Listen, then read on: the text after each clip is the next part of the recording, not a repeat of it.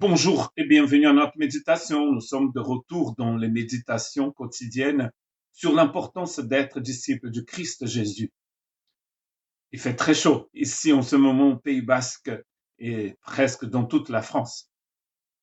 Je suis de retour aussi dans l'évangile de Jean où Jésus va rencontrer cet homme qui s'appelle Nicodème.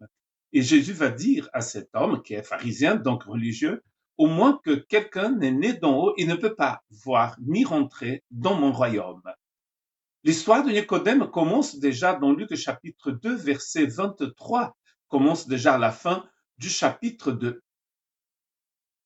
Nous lisons ceci dans Jean chapitre 2, verset 23 à 25. Pendant que Jésus était à Jérusalem, la fête de Pâques, plusieurs crurent en son nom, voyant les miracles qu'il faisait. Mais Jésus ne se fiait point à eux, parce qu'il les connaissait tous et parce qu'il n'avait pas besoin qu'on lui rende témoignage d'aucun homme, car il savait lui-même ce qui était dans l'homme. Nous allons revenir à la fin de ce texte. Mais Nicodème, ensuite, va venir voir Jésus dans le chapitre 3, mais nous savons très bien que ces chapitres n'existaient pas. En fait, Jean n'a pas écrit son livre avec des chapitres et des versets. Donc, c'est la suite de cette histoire que Nicodème vient voir Jésus. Pendant que Jésus était à Jérusalem, la fête de Pâques, plusieurs crurent en lui. Donc, les gens ont cru en lui, ont mis leur confiance en Jésus. Et on va voir après qui étaient vraiment ces personnes, enfin, si on va voir à la fin de ce texte que finalement, ils n'ont pas vraiment mis leur foi, ils n'ont pas vraiment cru en Jésus. Donc, beaucoup de personnes ici vont croire parce qu'ils ont vu, en fait, un miracle. C'est pour ça qu'ils ont cru. Ils ont vu ce que Jésus faisait, les miracles qu'il faisait. Peut-être qu'ils sont venus après Jésus juste parce que Jésus faisait des miracles. D'ailleurs, Jean n'utilise pas le mot miracle, Jean utilise le mot signe. Et le but de ce mot, en fait, c'est utilisé exprès par Jean pour montrer que ce que Jésus faisait, il le faisait parce qu'il était le Fils de Dieu, le Messie. C'est ce qu'il va dire dans le chapitre 20 de son livre, la raison pour laquelle il a écrit cet évangile. Si nous venons vers le Christ juste parce qu'on a vu des miracles, mais on ne l'a pas vraiment vu, nous n'allons pas rester jusqu'au bout. Vous vous souvenez peut-être de la méditation d'il y a 2 jours où je parlais justement des 10% de personnes qui finalement, dans un certain contexte, qui finalement ne vont pas suivre le Christ jusqu'au bout.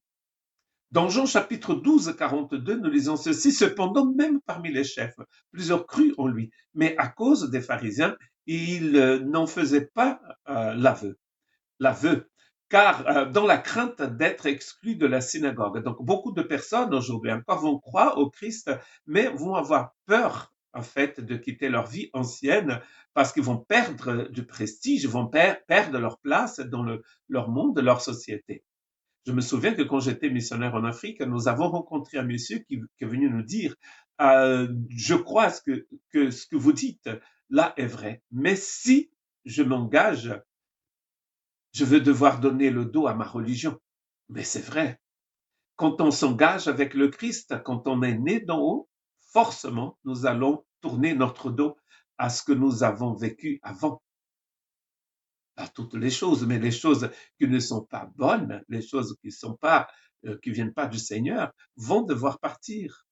Donc, plusieurs personnes ont cru au Christ, mais ils avaient peur d'être exclus de la synagogue. Donc, du coup, ils n'ont pas avoué qu'ils ont suivi le Christ. Donc, ils le suivaient en secret. Nous voyons cela aussi dans Jean chapitre 19, verset 38. Après cela, Joseph d'Arimathée, qui était disciple de Jésus, mais en secret, par crainte des Juifs, demanda à Pilate la permission de prendre le corps de Jésus. Et Pilate le lui permit. Et il vint donc et prit le corps de Jésus. Donc il était disciple en secret, mais tôt ou tard, cet homme va devoir manifester sa foi. Il est impossible de rester en cachette toute sa vie. À un moment, les gens vont voir que vous avez changé, que vous êtes différent. Donc, il a, dans le contexte de Jean, il a dans Jean, il a des gens qui vont croire au Christ, mais pas vraiment. C'est ce qui nous montre la fin, donc, du premier texte que je vous ai lu, dans Jean chapitre 2, versets 23 à 25, plusieurs crurent en son nom, voyant les miracles qu'il faisait. Mais Jésus ne se fiait pas d'eux. Le mot croire et le mot se fier, ici, le verbe croire et le même se fier, c'est le même mot au grec. Donc, eux, ils ont cru, mais Jésus ne croyait pas en eux. Jésus savait exactement ce qu'ils avaient dans leur cœur. Donc, ça ne sert à rien dans le royaume de Dieu d'avoir une profession de foi qui est tout à fait banale, enfin pas banale, mais qui n'est pas sincère. Pourquoi? Parce que le Christ voit, il sait, il connaît exactement en fait qui sont ses disciples. Donc croire ici et se fier, c'est le même mot. Ils pensaient croire, mais Jésus savait très bien que c'était pas vrai. Donc Jésus sait, Jésus connaît ses disciples. Est-ce que vous êtes un disciple de Jésus? Que Dieu ait pitié de vous.